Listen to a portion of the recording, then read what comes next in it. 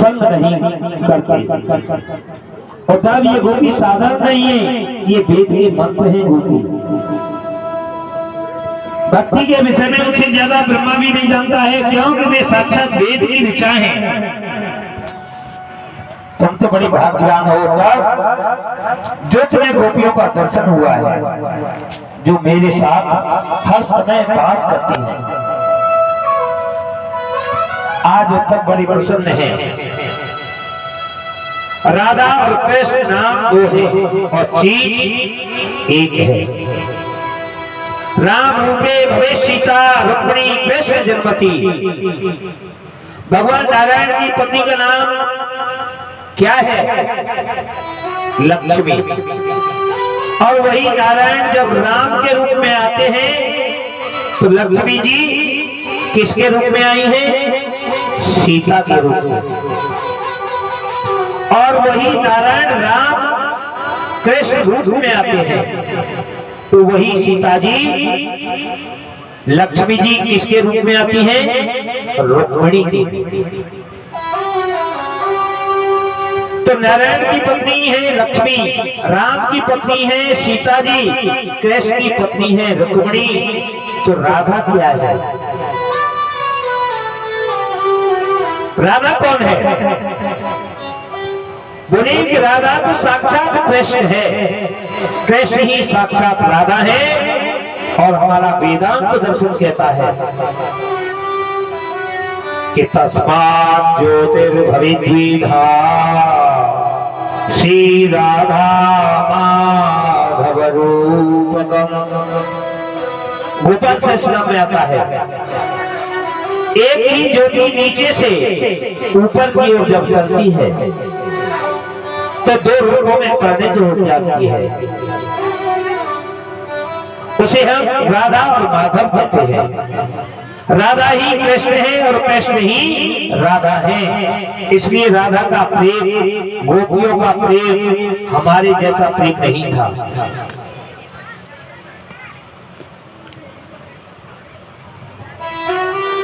उनका निश्चल प्रेम है। निर्गुण ब्रह्म को जो उंगली पकड़ करके नचा दे, चुल्लू भर छाछ में जो नाच नचा दे, उन गोपियों को आप साधारण ग्वालिन समझेंगे क्या? वे गोपी केवल साधारण ग्वालिन है। उद्धव को भक्ति का सर्वांग दर्शन हुआ है। उद्धव को गोपियों की जो समस्त भक्ति के रूप है उनके साथ दर्शन हुआ है। आज मैं गदगद हो गया। इसके बाद कन्हैया कुंजा के घर पहुंचे हैं। अक्रूर जी के मन में आनंद की अनुभूति होती है। अब कंस की दो पत्नियां हैं, अस्ति और प्राप्ति। कंस कहते हैं अभिमान को, और अभिमान की पत्नी दो है, अस्ति और प्राप्ति। भागवत में लिखा है अस्ति प्राप्तिश्च कस्य सस्महिष्णु वर्तस्वः। कंस रूपी अभिमान की पत्नी अस्ति और प्राप्ति। अस्ति माने है और प्राप्ति माने होगा। करोड़ों का बैंक बैलेंस है और करोड़ों का टर्न ओवर होने वाला है। यही तो कंस की रूपी अभिमान को बढ़ाने वाली चीज है। दोनों ने जाकर के जरासंध से शिकायत कर दी है आज। और जरासंध ने 23 अक्षौणी सेना लेकर के मथुरा पर चढ़ाई कर दी है। श्रीमद् भागवत में 18,000 मंत्र हैं और महाभारत में 1 लाख मंत्र हैं। उस 1 लाख मंत्र वाले महाभारत के युद्ध में कौरव पांडवों की सेना मिलाकर के केवल 18 अक्षौणी है। तो जरासंध ने अकेले ने कितनी सेना ली है? 23 अक्षौणी। और 23 अक्षौणी सेना लेकर के मथुरा पर चढ़ाई कर दी है। एक बार नहीं, 2 बार नहीं, 17 बार चढ़ाई की है। 17 बार कृष्ण ने उसे हरा दिया है। और जैसा मैंने आपको बताया,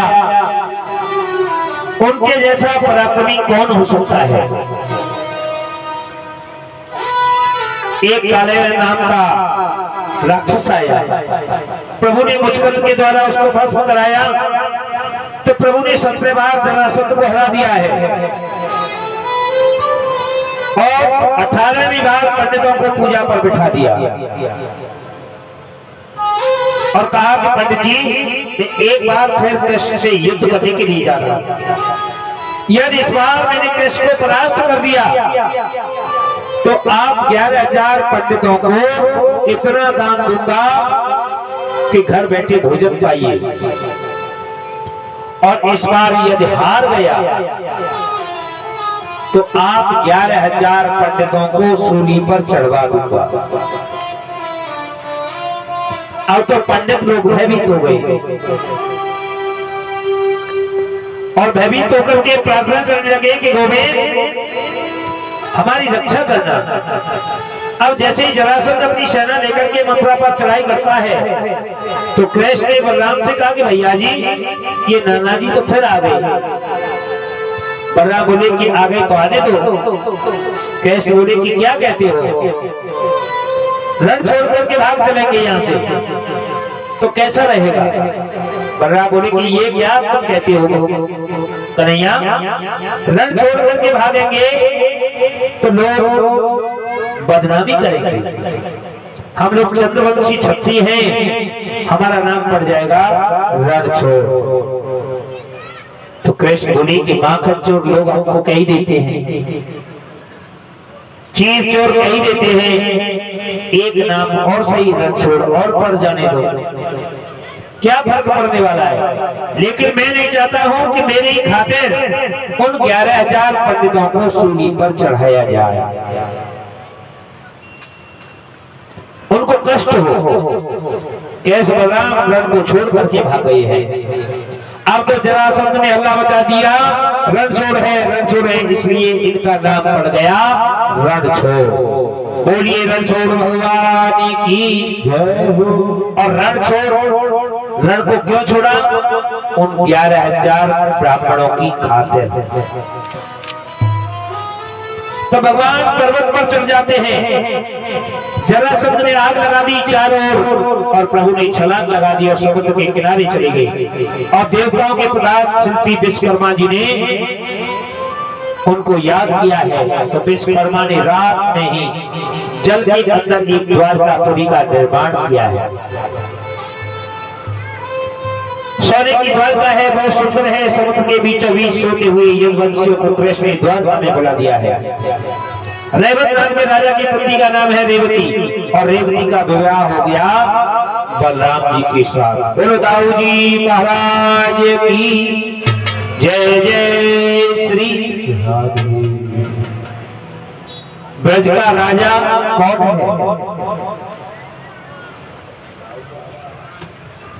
दाऊ बाबा।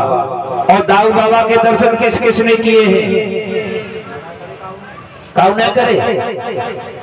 अरे करे तो हाथ ऊपर कर दो, और ना करे तो हाथ नीचे कर दो। कौन ना करे देख लो, कौन ना करे। जाते तुम पर 4 किलोमीटर दूर जाएंगे, दर्शन ना है तो और कौन करेंगे बताओ। सही कह रहे हो। तो दाऊ जी महाराज की विशेषता क्या है? दाऊ जी महाराज ब्रज का अलवेला राजा है। हर देवी देवता, परीक्षित जी महाराज, हर देवी देवता अपनी अर्धांगिनी को अपने साथ में लेकर के रहता है कि नहीं रहता है? लेकिन दाऊ बाबा बगल में तो ना, तो अलवेला है मेरा दाऊ बाबा। तो मेरा दाऊ बाबा अकेलो ठाड़ो, मेरा दाऊ बाबा अकेलो ठाड़ो, मेरा दाऊ बाबा अकेलो ठाड़ो, अकेलो ठाड़ो के सबके ठाड़ो, अकेलो ठाड़ो के सबके ठाड़ो, मेरा दाऊ बाबा अकेलो ठाड़ो, मेरा दाऊ बाबा अकेलो ठाड़ो।